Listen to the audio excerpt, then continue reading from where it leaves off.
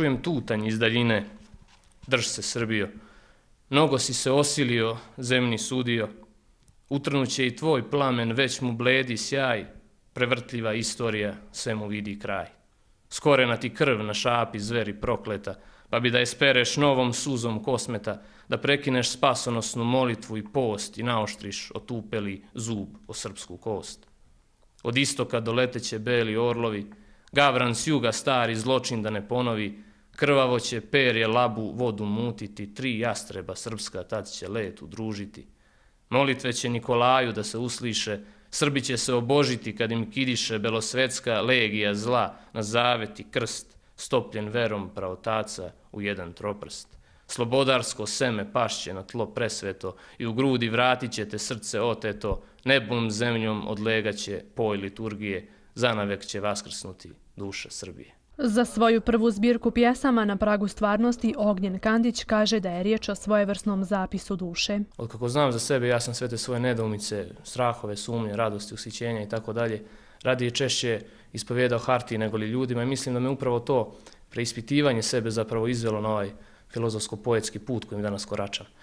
Vjerujem da svi oni koji su ikada pisali da su to u većoj ili manjoj mjeri činili zato što su između ostalog što su željeli sebe da bolje upoznaju, da sagledaju svijet oko sebe i sebe u njemu iz jednog potpuno novog horizonta nepristupačnog onim koji su, ajde da tako kažem, zaboravili ili da se čude, da preispituju i istražuju svoju dušu, da osluškuju na impuls neprolaznog i vječnog koji sve nas, pjesnike, ako nije prerano i pregordo da se tako nazovem, i umjetnike, navodi na to preispitivanje sebe. I u tom smislu poezija nije ništa drugo nego put samospoznaje. Zbirka pjesama Na pragu stvarnosti sadrži 71 pjesmu napisanu tokom prethodnih 5 godina.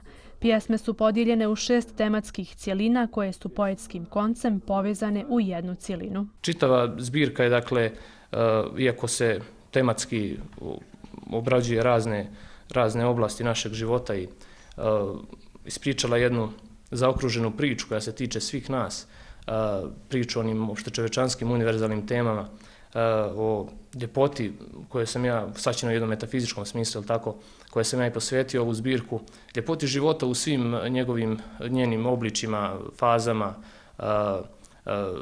nijansama, da tako kažem, o prolaznosti i smrtnosti, o ljubavi prije svega prema Bogu, otadžbini i ženi, ali i o krajnjoj pobjedi dobra koja je neminovna. Iako je, kako kaže, publiku navikao na rodoljubive pjesme, recenzentu knjige profesoru doktoru Saši Kneževiću pažnju u Ognjenovoj zbirci privukle su ljubavne pjesme. Kad sam došao do tih ljubavnih pjesama, onda sam shvatio koliko zapravo poetskog žara u njemu postoji. Ja sam u recenziji skrenuo pažnju na te ljubavne pjesme koje su pomalo po strani kada se razmišlja o njegovom dosadašnjem stvaralaštvu, a koje su jako važne. One su, jer ljubavna lirika je ipak esencija svake lirske poezije. Sve drugo je jedna vrsta nadogradnje. Što mi to već imamo u prvoj knjizi, to je dobro, ali je u svakom slučaju jako važno da postoji ta ljubavna poezija koja bi trebala da se govori i čita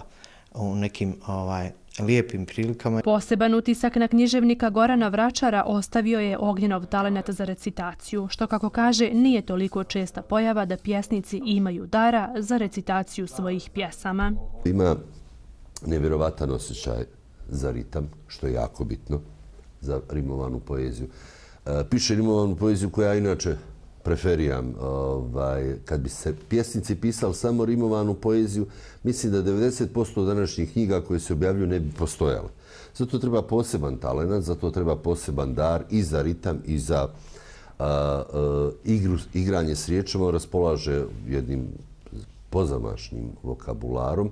Način na koji piše je fantastičan i način na koji izgovara je također fantastičan. Mislim da smo sa njim, govorimo o književnom nebu Republike Srpske, dobili jedan nesporan veliki kvalitet koji će tek vremenom da se još dokazuje i da premaši.